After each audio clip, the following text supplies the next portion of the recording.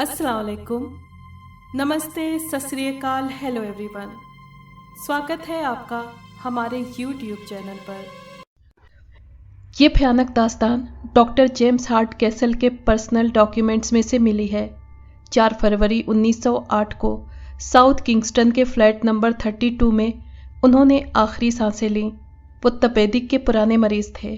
Doctor James को जानने वालों का बयान है कि वो अपनी ज़िंदगी में एक उसूल वाला, ज़हीन और साफ बोलने वाले आदमी थे और हमेशा किसी न किसी रहस्यमयी गुत्थी को सुलझाने में बिजी रहते। उन्हें कहानियाँ गढ़ने और झूठी बातें करने की आदत नहीं थी। इसीलिए यकीन है कि जो लिखावट उनके डॉक्यूमेंट्स में पाई गई है वो सच्ची है और इसे मनगढ़ंत नहीं कहा जा सकता। कहानी जिन कागज़ों पर लिखी हुई है वो एक बड़े से लिफाफे में बंद थी। लिफाफे के एक तरफ डॉक्टर जेम्स ने ये लिखा था, मैंने पिछले साल बाहर का मौसम डर्बीशायर के उत्तरी मगरबी हिस्से में एलर्टन फार्म के नज़दीक गुजारा। इस जगह पर मैंने जो कुछ देखा और महसूस किया उसे मैं यहाँ पर लिख रहा हूँ। लिफाफे के दूसरी तरफ भी पेंसिल से कुछ लाइनें लिखी थीं। प्यारे स्टीन, पिछले बरस मुझ पर डर्बीशायर में जो कुछ बीता वो मैं तुम्हें सुना चुका हूँ। तुमने खुद महसूस किया था कि घटनाएं किस कदर डरावनी और अविश्वसनीय हैं। जानते हो, मैं कभी गलत बात नहीं करता। अगर ये सब कुछ मैंने अपनी आंखों से नहीं देखा होता तो कभी यकीन नहीं आता कि ब्लू जान के अंधेरे और जंगल तक पहुंचने वाली गुफाओं में कौन सा जीव रहता है।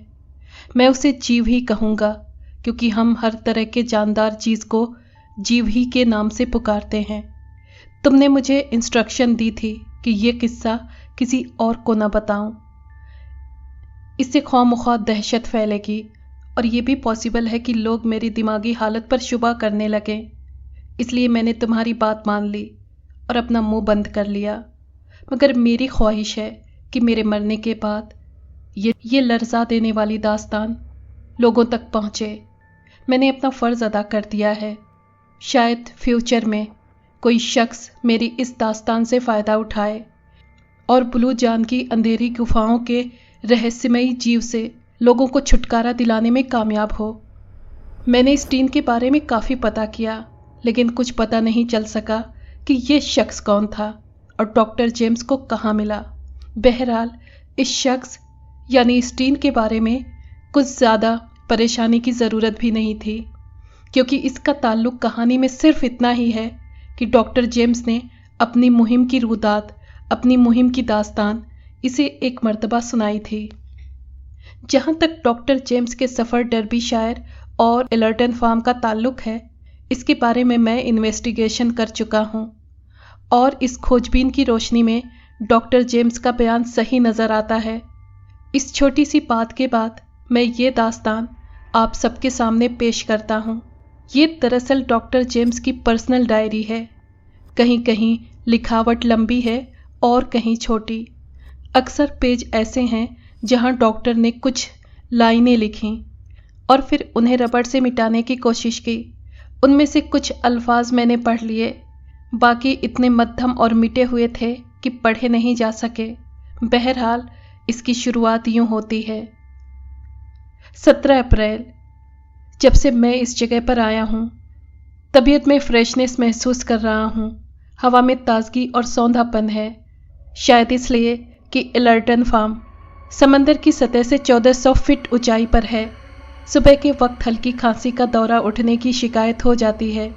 उम्मीद है कुछ दिन तक ये शिकायत भी दूर हो जाएगी। ताज़ा दूध, उम्दा लजीज खाना मिलता है। खूब खाता हूँ और हज़म भी कर लेता हूँ। ख्याल है कि मेरा वज़न भी बढ़ रहा है। एलर्टन नाम की 2 बहनें हैं, शायद जुड़वा बहनें। ये फार्म उन्हीं की मिल्कियत है जहाँ मैं ठहरा हुआ हूँ। धीरे धीरे बुढ़ापे की तरफ कदम बढ़ा रही हैं लेकिन सेहत बहुत अच्छी है।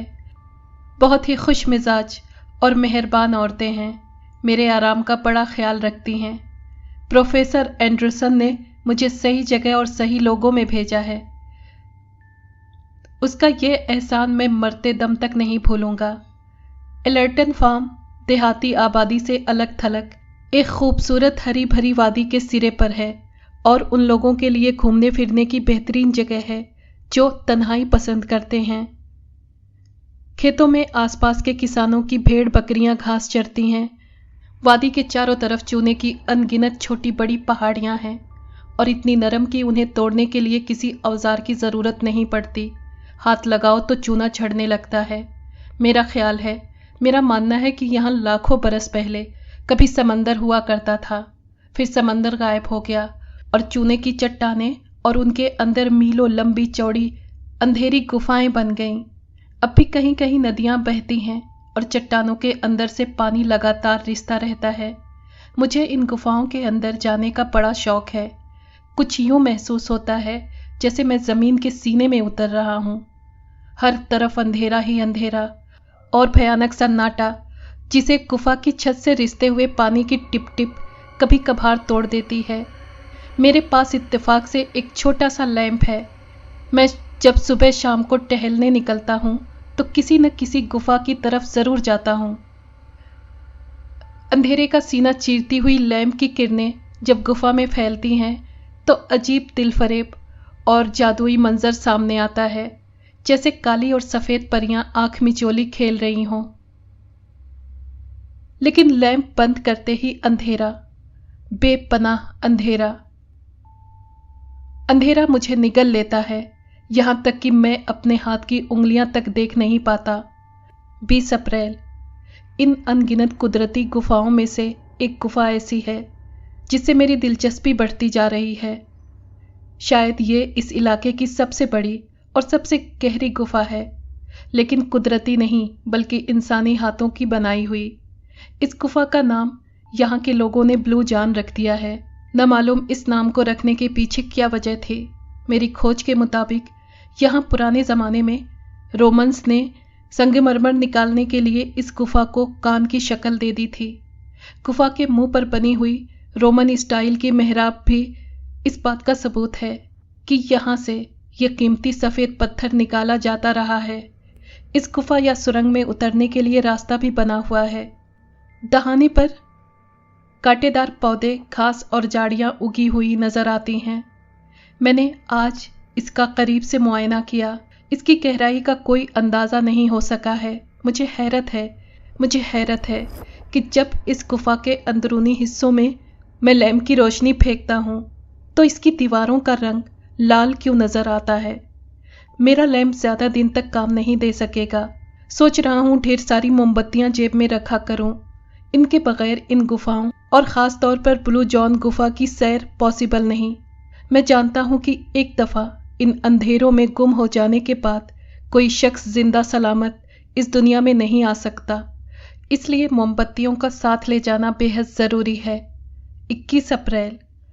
आज मैं फिर ब्लू जॉन गुफा के भयानक दहाने यानी उसके मुंह पर पहुंचा और उसे गौर से देखने लगा। एक नौजवान जिसका नाम आर्मिटेज है घूमता घामता इधर आ निकला। मुझे वहां पाकर उसके चेहरे पर हैरत और डर के भाव नजर आए और वो कहने लगा, डॉक्टर जेम्स, खुदा की पनाह, आप यहाँ क्या कर रहे हैं? आपको डर नहीं लगता इधर आते हुए? डर? मैंने ताज्जुब से उसकी तरफ देखकर कहा, डर? आखिर किस बात का? उसने अपने अंगूठे से गुफा की तरफ इशारा किया। ये बड़ी खतरनाक जगह है डॉक्टर। इस गुफा के अंदर एक बहुत बड़ी बला रहती है। ये सुनकर मैं अपनी हंसी रोक नहीं सका। मुझे पता था कि ये नौजवान पढ़ा लिखा है और उससे अंधविश्वासी होने की उम्मीद नहीं थी, इसलिए मैंने कहा, क्या तुम भी ऐसी बातों पर यकीन रखते हो? हाँ डॉक्टर, नौजवान ने सीरियस होकर कहा, क्योंकि आपको यहाँ आए हुए 1-2 दिन ही हुए हैं, इसलिए आप यहाँ के हालात और घटनाएं नहीं जानते, लेकिन सारी डिटेल सुनने के बाद आप भी समझ जाएंगे। नौजवान की बात के मुताबिक किस्सा ये था कि वादी में घास चरने वाली भेड़ें और बकरियां कभी कभार गुम हो जाती हैं। कुछ पता नहीं चलता कि इन भेड़ बकरियों को कौन पकड़ कर ले जाता है। इस इलाके में न भेड़िए हैं और न ही कोई वहशी जानवर कि ये माना जाए कि ये हरकतें वो करते हैं। अब रहा किसी चोर का मामला, तो वो भी पॉसिबल नहीं, क्योंकि यहाँ गिनती के लोग आबाद हैं और बाहर से आने वाला कोई भी शख्स ज़्यादा अरसे तक अपने आप को छुपा नहीं सकता। फिर सवाल ये भी है कि किसी शख्स को भेड़ बकरियां उठा ले जाने की ज़रूरत ही क्या है, जबकि गोश्त बेहद सस्ता मिल जाता है। सिर्फ एक मर्तबा ऐसा हुआ कि इस गुफा के नज़दीक एक जगह बहुत सा ताज़ा खून और भेड़ के बाल बिखरे हुए देखे गए। ये बात भी गौर के काबिल है कि भेड़ बकरियां हमेशा अंधेरी रातों में गायब होती हैं। ऐसी रातें जबकि आसमान पर काले बादल भी जमा हो रहे हों और बिजली कौंध रही हो। चांदनी रातों में कभी कोई भेड़ गुम नहीं हुई। बहरहाल सर, आप माने या ना माने, ये काम किसी इंसान का हरगिज नहीं। लड़के ने कहा, मैंने खुद इन कानों से उस बला की आवाज़ सुनी है, और अगर आप रोज़ाना यहाँ आते रहे तो एक न एक दिन ये आवाज़ आपके कान भी सुन लेंगे। तब आपको मेरी बातों पर यकीन आएगा। मेरे पास उन बातों के जवाब में रहस्यमयी मुस्कुराहट के सिवा कुछ नहीं था। भेड़ों का अंधेरी और बादलों से भरी रातों में गुम हो जाना ऐसी कोई हैरान कर देने वाली बात नहीं थी।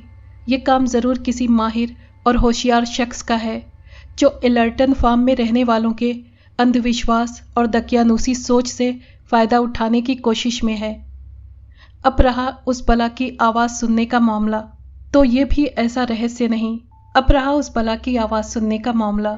इस गुफा की गहराई में चूना बड़ी मात्रा में मौजूद है, और इसमें जब पानी शामिल हो जाता है तो इस चूने के उबलने से गूंजदार आवाज़ पैदा होती है। इसे ये सीधा साधा नौजवान बला की आवाज़ समझ रहा है। 22 अप्रैल। मैंने एलर्टन फार्म के कई और लोगों से भी वही दास्तान सुनी है जो आर्मीटेज सुना चुका है। सभी लोग ब्लू जॉन गुफा की उस अनदेखी बला की सोच से ही डरे सहमे हुए हैं। ऐसा मालूम होता है कि कुछ न कुछ है ज़रूर, लेकिन क्या, ये तो उसी वक्त पता चल सकेगा जब मैं गुफा का मुआयना करूँगा। वैसे ये काम है बेहद मुश्किल और ख़तरनाक। वैसे मैं पक्का इरादा कर चुका हूँ कि उस गुफा के अंदर जाऊँगा ज़रूर। 23 अप्रैल। आज मैं फिर वहाँ गया था और देर तक गुफा के मुंह के करीब खड़ा था। अजीब भयानक जगह है। कभी कभी तो यूँ महसूस होने लगता है कि वाकई इसके अंदर कोई न कोई है ज़रूर, और अभी गुफा के मुंह पर उगी हुई झाड़ियों और घास में से निकल आएगा।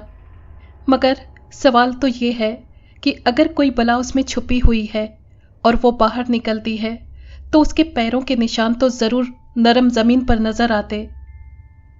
लेकिन ऐसा कोई निशान अब तक एलर्टन फार्म वालों को दिखाई दिया है और न मैंने देखा है। अभी मैं इसी सोच विचार में खोया हुआ था कि तभी एक अजीब आवाज़ गुफा की गहराइयों में से उठी। दहशत से मेरे बदन का रुआं रुआं थर्रा गया। शुरू में ये आवाज़ हल्की थी, लेकिन धीरे धीरे ऊंची और तेज़ होती गई।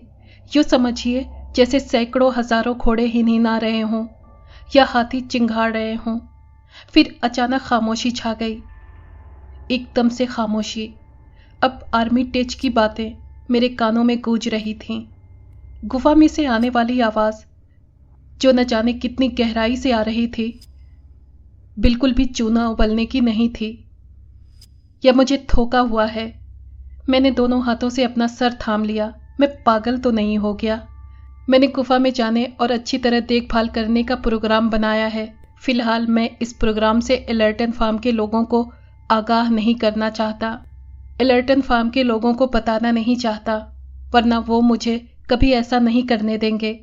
इसलिए मुझे चुपचाप और इंतहाई राजदारी से काम लेना चाहिए। मैं इस राज को बेनकाब करके रहूँगा। मैं इस राज से पर्दा हटा करके रहूँगा। गुफा में कौन है और ये आवाज़ कहाँ से आती है? 26 अप्रैल। 3 दिन गुजर गए हैं और मैं हर रोज़ गुफा के अंदर जाकर वापस आ जाता हूँ। 2 दिन लैंप ने काम किया, लेकिन गुफा का अंधेरा लैंप की रोशनी पर हावी हो जाता है, और जो मैं आगे बढ़ता जाता हूँ लैंप की रोशनी खुद ब खुद मध्यम होने लगती है। पॉसिबल है ये मेरा वहम हो, मगर जहाँ तक मेरा मानना है, मैं इस गुफा के रहस्य का पता लगाने की बराबर कोशिश करूँगा। मैंने उस दिन के बाद से अब तक वो भयानक आवाज़ दोबारा नहीं सुनी, और अब मुझे कुछ ये एहसास हो रहा है कि मेरे कान धोखे का शिकार हुए थे। लेकिन नहीं, ये सब आर्मी टेच की बेहुदा और बेसर पैर और बेसर पैर की बातों का असर है। मैं ठीक ठाक हूँ, मेरे होश सही काम कर रहे हैं। वैसे एक बात मुझे परेशान किए हुए है, और वो ये कि मैंने पहले जब गुफा के दहाने पर उगी हुई झाड़ियों और घास को देखा था तो वहां कोई ऐसा निशान दिखाई नहीं दिया था जिससे अंदाजा होता कि कोई बड़े आकार का जानवर गुफा में दाखिल हुआ है। घास और झाड़ियां रौंदी होती, लेकिन अब मैं इसे देखता हूं तो ऐसा मालूम होता है कि कोई बहुत ही बड़ी कटकाठी रखने वाला जीव हाल ही में इन झाड़ियों को रौंदता हुआ गुफा की तरफ गया है। क्या ये भी नजर का धोखा है? बिल्कुल नहीं। मैं आज अपने साथ मोमबत्तियां और माचिस की एक डिबिया लेकर गया था ताकि ज्यादा तेज रोशनी में दूर तक जा सकूं। मैं रूटीन के मुताबिक किसी डर खौफ के बगैर गुफा के अंदर अंदाजन 2 फरलांग दूर तक चला गया। रास्ते बेहद पेचीदा और रहस्यमयी हैं, या मुझे ही ऐसे नजर आते हैं। गुफा की छत इतनी ऊंची है कि रोशनी के बावजूद नजर नहीं आती। अजीब सी बदबू फैली हुई है। मैं सोचता हूँ कि अगर मेरे पास रोशनी का इंतज़ाम ना हो और मुझे अंधेरे ही में बाहर आने की ज़रूरत पड़े तो मैं क़यामत तक बाहर नहीं निकल सकूँगा। ये रास्ते नहीं, भूल भुलैया हैं, सैकड़ों भूल भुलैया। कहीं कहीं गुफा की ज़मीन नरम और गीली गीली सी है, दीवारों पर चूना जमा हुआ है और रोशनी में चमकने लगता है। मैं ज़्यादा देर तक गुफा की गंदी हवा में रहूं तो सांस फूलने लगती है। टीबी का मरीज होना, मेरे फेफड़ों को ताज़ा हवा चाहिए। वैसे मैं अपने अंदर पहले से ज़्यादा फ्रेशनेस महसूस कर रहा हूँ। खुदा ने चाहा तो कुछ रोज़ बाद गुफा के अंदर और गहराई में जा सकूँगा। मैं सोचता हूँ इस मौके पर कोई और शख्स इस मुहिम में मेरा साथ देने के लिए मौजूद होता तो बड़ी आसानी रहती। वैसे एलर्टन फार्म में भी निडर आदमियों की कमी नहीं। वैसे इस सिलसिले में मैं उन लोगों से कोई बात करना नहीं चाहता। मुझे सब काम अकेले ही करना होगा। आज रात मैं पूरी तरह से आराम करूंगा और अपने जहन को भी भटकने से बचाऊंगा ताकि सुबह सवेरे गुफा के अंदर और ज़्यादा दूर तक जाने के काबिल हो सकूं। 27 अप्रैल, कल का दिन मेरी ज़िंदगी का एक ऐसा दिन था जो मैं ज़िंदगी भर नहीं भूल सकूंगा। मुझे एक भयानक एक्सपीरियंस से गुजरना पड़ा है।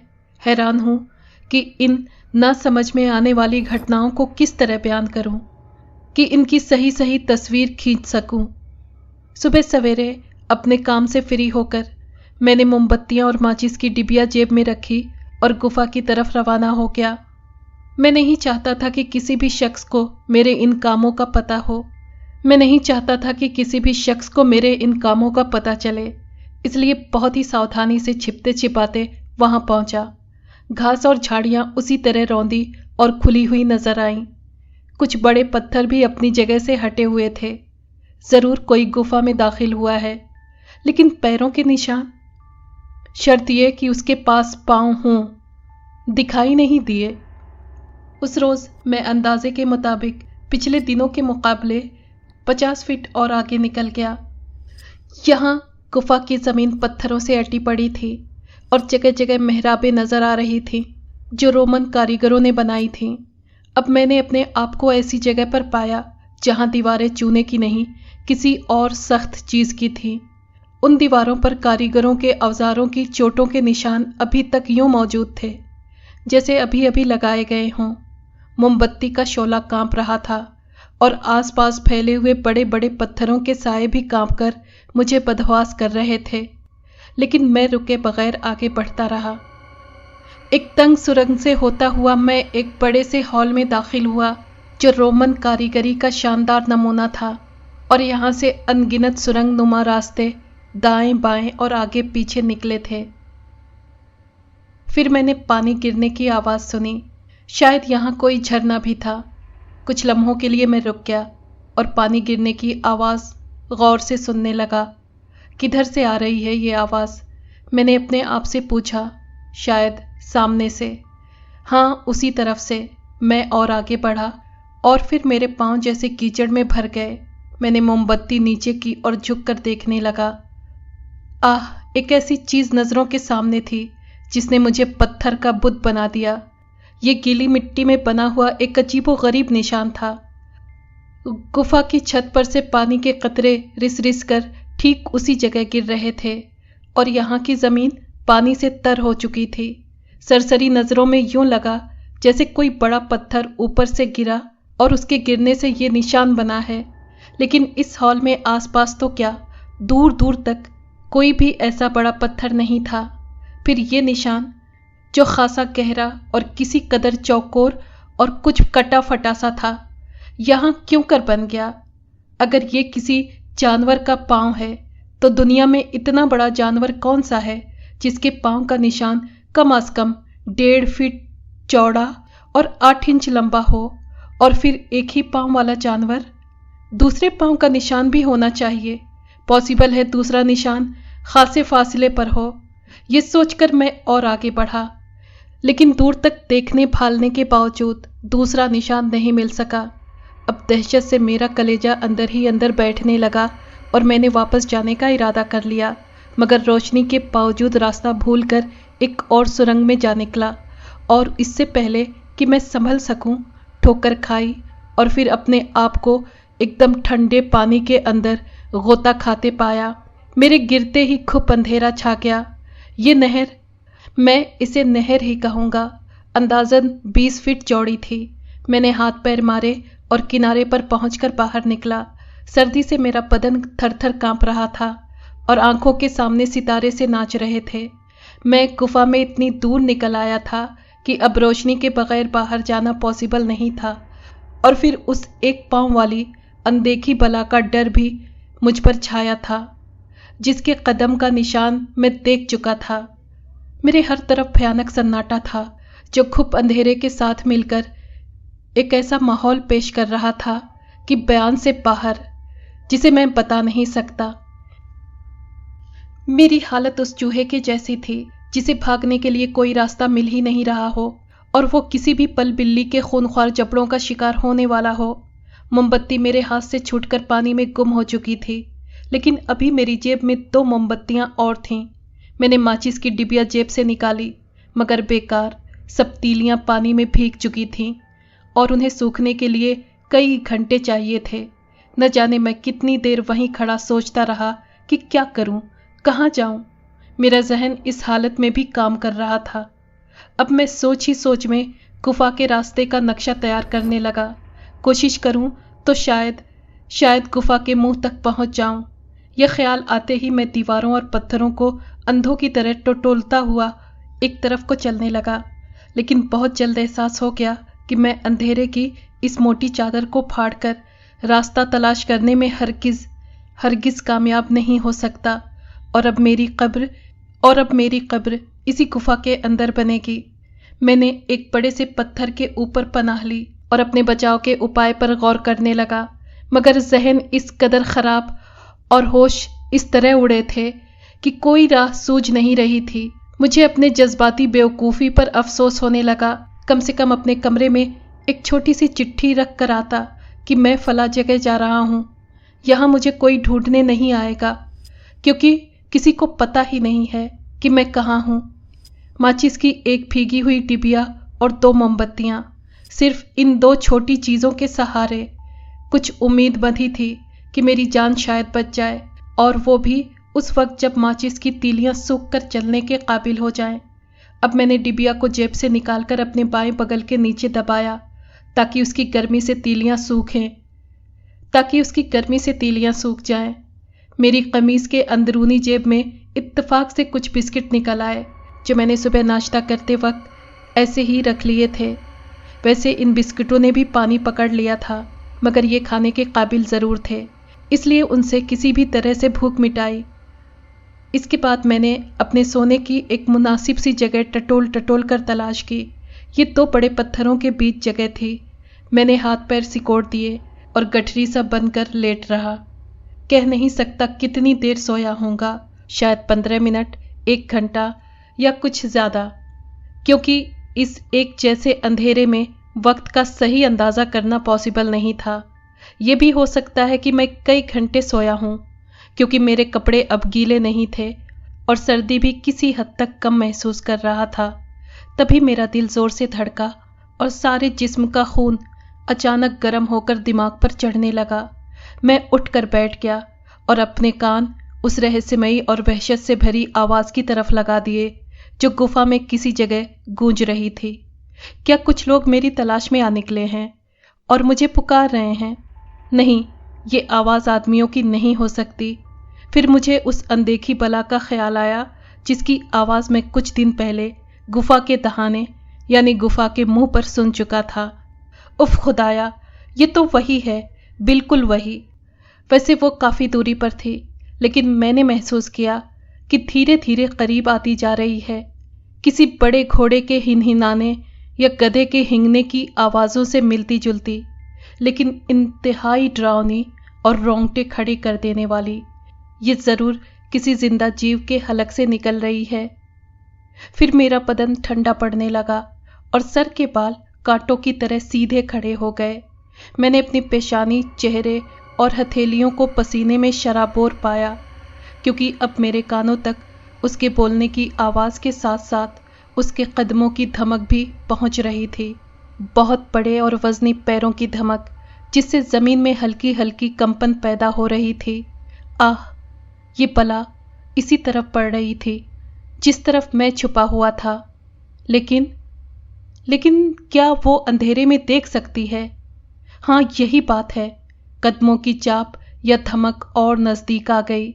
शायद मेरा और उसके बीच का फासला 50-60 फीट से ज्यादा नहीं होगा। मैंने आंखें फाड़ फाड़ कर उस तरफ देखने की कोशिश की, मगर बेकार। अजीब बेढंगी और लर्जा देने वाली आवाजें सुनाई देने के सिवा, जो गुफा की ऊंची छत से टकराकर वापस आती थी, मुझे कोई साया या जिस्म दिखाई नहीं दिया।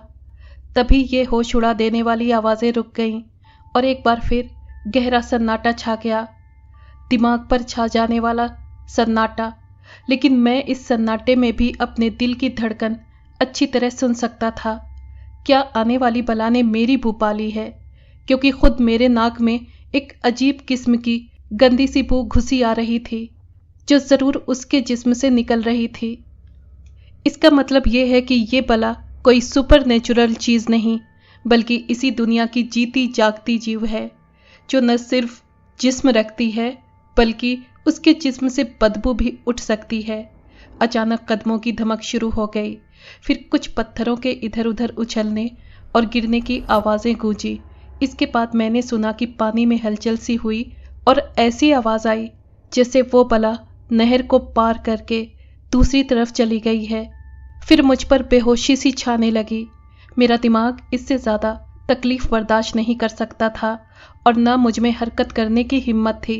वैसे मैं उस बला को अपनी आंखों से देख नहीं पाया था, फिर भी इस बात का पूरा यकीन हो चुका था कि ये कोई खूनख्वार जानवर है और आर्मी टेज की बातें बिल्कुल सच हैं।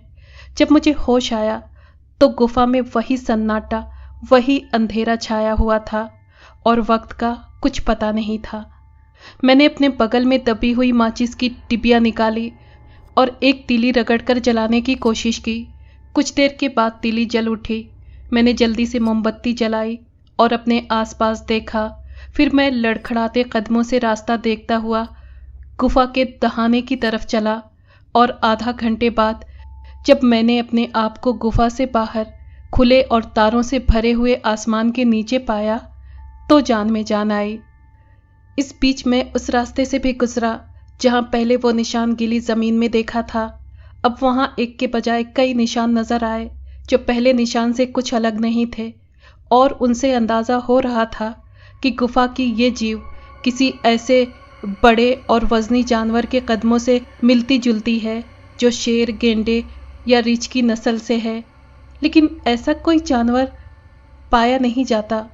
मैं हाँफता कांपता एलर्टन फार्म पहुंचा और अपने कमरे में बिस्तर पर पहुंचकर गिर गया।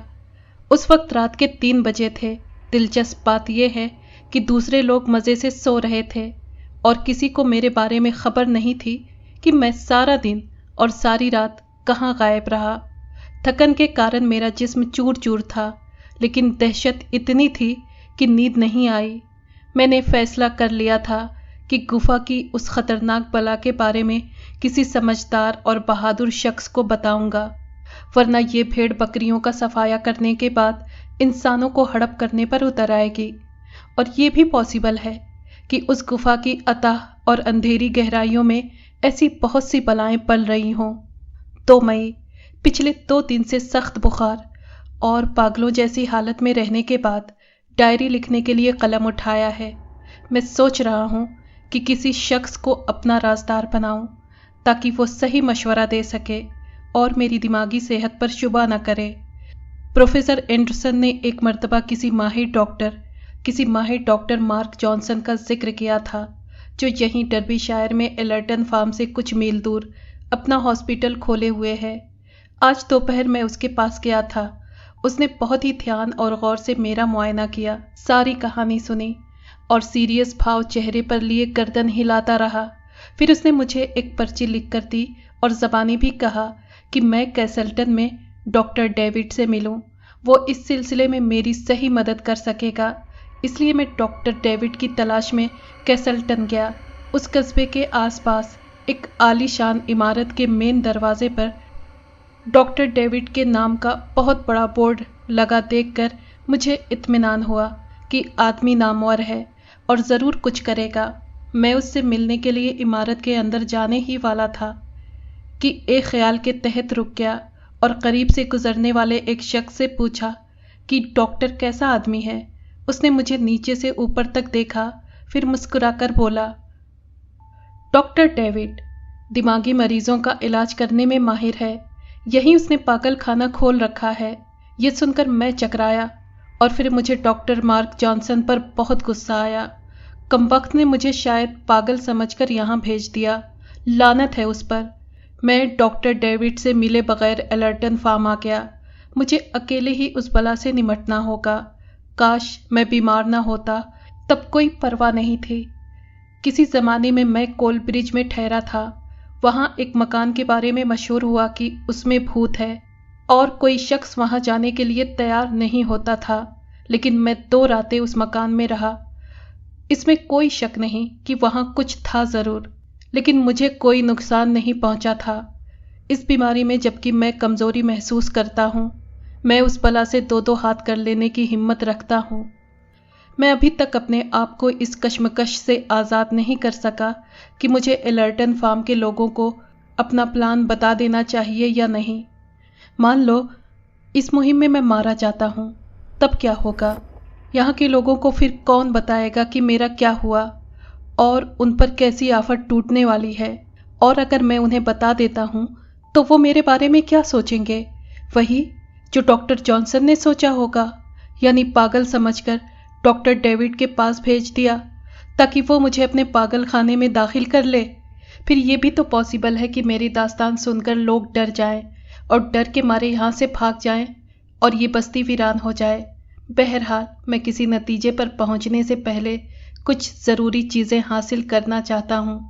आज मैं इस मकसद के लिए दोबारा कैसल्टन गया था। एक बड़ी और उम्दा गैस लालटेन खरीदी, जिसकी रोशनी इतनी तेज़ थी कि 10 फीट के फासले पर पड़ी हुई सुई भी साफ नज़र आ जाती। इसके अलावा मैंने बहुत ही ताकतवर 2 नाली राइफल और ऐसे कारतूस खरीदे जो बड़े से बड़े हाथी और दरियाई घोड़े को ख़त्म करने के लिए काफ़ी थे। ये चीज़ें लेकर जब मैं अपने ठिकाने पर आया तो बड़ी मिस एलर्टन ने हैरत से कहा कि मैं इस राइफल से किसको मारने का इरादा रखता हूँ। मैंने मुस्कुराकर जवाब दिया, एक ऐसे जानवर को जो हम सबके लिए ख़तरा बन सकता है। ये सुनकर उनके चेहरे पर डर के भाव आए और कहने लगी, आह, मैं समझी तुमने शायद उस चोर का पता लगा लिया है जो अंधेरी रातों में हमारी भेड़ बकरियां पकड़ कर ले जाता है। हाँ, यही बात है, मैंने सीरियस लहजे में कहा, मगर तुम्हें पुलिस को खबर कर देनी चाहिए।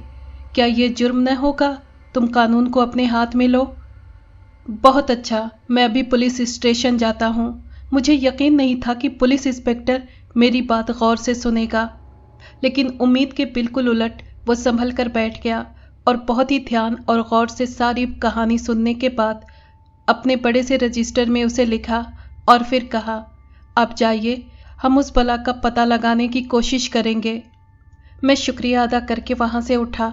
अब मेरे दिल से एक बोझ हट गया था, लेकिन दूसरे ही लम्हे उसी पुलिस इंस्पेक्टर का आसमान फाड़ देने वाली हंसी की आवाज़ मेरे कान में आई।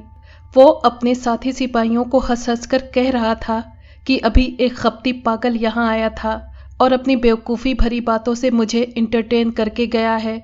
आदमी दिलचस्प है, फिर कभी आए तो उससे टाइम पास रहेगा। उसे तो पागल खाने में होना चाहिए। 9 मई। मौसम दिन ब दिन बदल रहा है और मौसम के साथ साथ अजीबो गरीब घटनाएं भी घट रही हैं। रातें बहुत ही अंधेरी और आसमान बादलों में छिपा रहता है। पिछले 3 रातों में 4 बकरियां गुम हो चुकी हैं। 2 मिस एलर्टन की, एक बूढ़े प्रिंसन की और एक मिसेस मोल्टन की। इस सिचुएशन से एलर्टन फार्म के अलावा आसपास की बस्तियों में बेहद डर और परेशानी फैल गई है। लोग इस चोर को पकड़ने के लिए बेचैन हैं, जो हमेशा अंधेरी रातों में बकरियां उठाकर ले जाता है और अपने पीछे कोई सुराग नहीं छोड़ता। इसी बीच में एक और बात ऐसी हुई जिसने मुझे हिलाकर रख दिया है, और वो ये कि नौजवान आर्मिटेज अपने घर से गायब है। उसे बुध की रात को अपने घर से निकलते देखा गया। इसके बाद उसका कुछ पता नहीं चला कि कहाँ गया।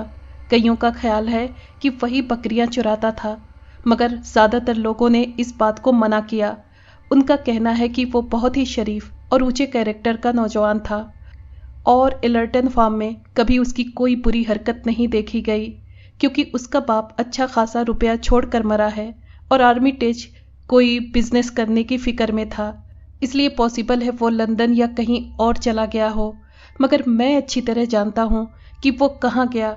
उसे ज़रूर वो गुफा वाली बला पकड़ कर ले गई है। कुछ समझ में नहीं आता कि ये मामला लोगों को कैसे समझाऊं कि वो खतरे के कितने करीब खड़े हैं। पुलिस इंस्पेक्टर मेरा मजाक उड़ाता है और डॉक्टर जॉनसन वो तो मुझे पागल समझता है। बहरहाल जो कुछ भी हो, मैं इसे यूं नहीं छोड़ सकता। 11 मई। पिछली रात मैं एक डरावने एक्सपीरियंस से गुजरा हूँ। ये रात भी दूसरी रातों की तरह अंधेरी थी और आसमान काले बादलों से ढका हुआ था। कोई 11 बजे के लगभग मैं अपने कमरे से निकला। जाने से पहले मैंने एक पर्ची लिखकर कमरे में मेज़ पर रख दी। मैं ब्लू जॉन गुफा की तरफ एक काम से जा रहा हूँ। अगर कल शाम तक वापस ना आऊँ तो मेहरबानी करके मुझे वहीं तलाश किया जाए। हर तरफ भयानक सन्नाटा छाया था और दूर वादी के नीचे किसानों और चरवाहों के छोटे छोटे मकानों की खिड़कियों और रोशनदानों में से रोशनी की किरणें फूट रही थी। गुफा के तहाने गुफा के मुंह के करीब पहुंचकर मैंने लालटेन बुझा दी और एक तरफ झाड़ियों में बैठ गया। अचानक चर्च के क्लॉक के 12 बजाने की मध्यम आवाज़ मेरे कान में आई। वक्त धीरे धीरे गुजर रहा था और गुफा एक देव की तरह अपना मुंह खोले मेरे सामने थी। 1 बज गया, फिर 2 बजे। अब मुझे नींद सी आने लगी थी और मैं झाड़ियों में लेट गया। तभी करीब ही से कोई उल्लू अपनी भयानक आवाज में चीखा, हु आओ। ये आवाज दाएं हाथ पर बनी चट्टानों में से आई थी। मैं संभल कर बैठ गया और राइफल के ट्रिगर पर उंगली रख दी और हवा में लहराती और तैरती हुई एक और, लेकिन वही डरावनी, लर्जा देने वाली, जानी पहचानी आवाज सुनाई दी। गुफा की बला जाग रही थी और उसके हिनहिनाने और दहाड़ने से जमीन हिलने लगी थी। मेरी रगों में दौड़ता हुआ खून ठंडा पड़ने लगा और फिर बड़े बड़े पत्थरों के इधर उधर लुढ़कने और गिरने का लगातार शोर उठने लगा। गुफा के मुंह पर उगी हुई बड़ी बड़ी झाड़ियां हिलने लगी और फिर मोटी मोटी शाखाएं कुचलने की आवाज। मैंने एक लम्हे के लिए गुफा के दहाने यानी गुफा के मुंह से नजर हटाकर आसमान की तरफ देखा। बादलों की ओट से एक रोशन और चमकदार सितारा ये रहस्यमयी मंजर देखने के लिए झांक रहा था। तभी मेरी नजरें अंधेरे का सीना चीरती हुई उसी वहशी और जिंदा जीव पर पड़ी जो गुफा के दहाने पर झाड़ियों के पीछे खड़ी थी। कुछ लम्हों के लिए मेरा जिस्म जैसे बेकार हो गया। मैंने लालटेन का बटन दबाने और फिर राइफल चलाने की कोशिश की, मगर उंगलियों में जैसे ताकत ही नहीं थी। उस बला का कद 12-14 फीट से ज़्यादा था और जिसमें एक पहाड़ की तरह फैला हुआ और मजबूत, लेकिन अंधेरे के कारण मैं ये न देख सका कि उसके जिस्म पर बाल हैं या नहीं। वैसे ये अंदाज़ा ज़रूर हुआ कि वो इसी ज़मीन का जीव है और कोई असाधारण हस्ती नहीं।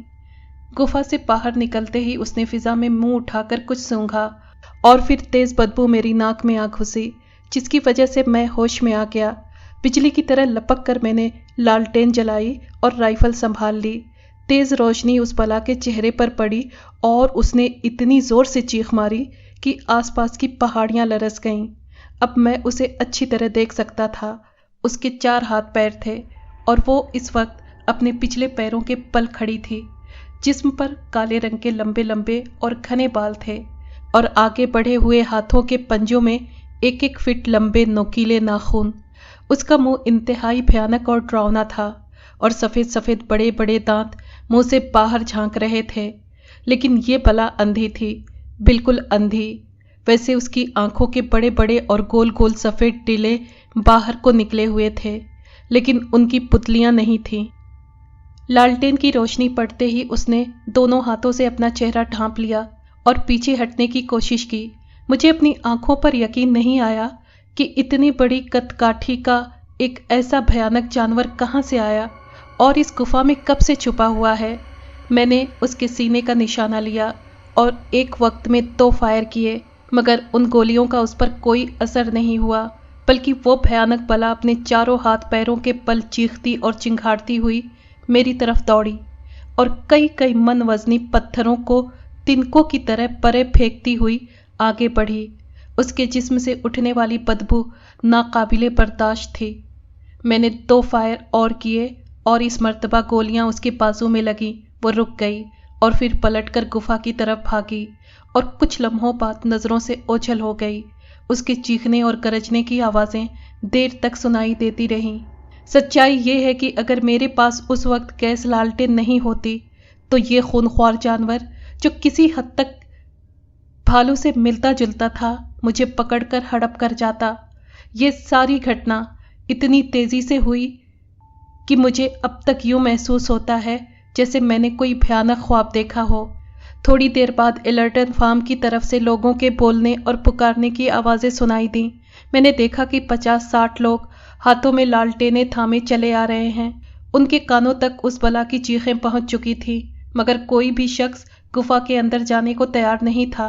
जब मैंने उन्हें उस बला के हुलिये और कदकाठी के बारे में बताया तो सब मेरी तरफ यूं देखने लगे जैसे मैं पागल हूं। यहाँ डॉक्टर जेम्स हार्ट कैसल की डायरी अचानक ख़त्म हो जाती है और फिर कुछ पता नहीं चलता कि अंधेरी गुफा के उस जीव को बाद में किसी और ने देखा या नहीं। अलबत्ता इन्वेस्टिगेशन के बाद ये ज़रूर मालूम हुआ कि अंधेरी रातों में एलर्टन फार्म से भेड़ बकरियां गुम होती रही हैं और पुलिस सरतोड़ कोशिश के बावजूद आर्मिटेज का सुराग नहीं पा सकी।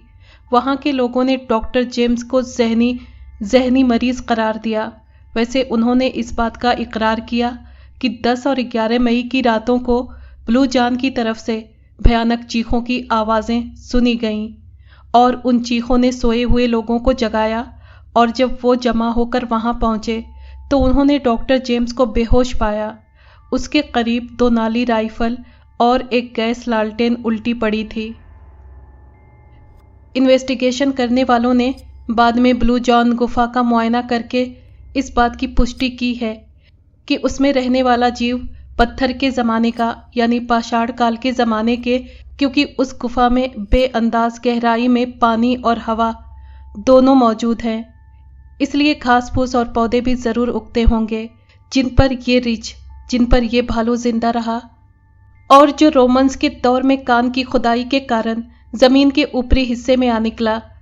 बहुत तलाश के बावजूद उसका दोबारा सुराग नहीं मिला, लेकिन आज भी रातों के सन्नाटे में एलर्टन फार्म के लोगों को उस अनदेखे भालू की चीखें सुनाई दे जाती हैं, जो कई हजार बरस से जिंदा सलामत है और न जाने कितनी मुद्दत तक इस दुनिया में जीता रहेगा।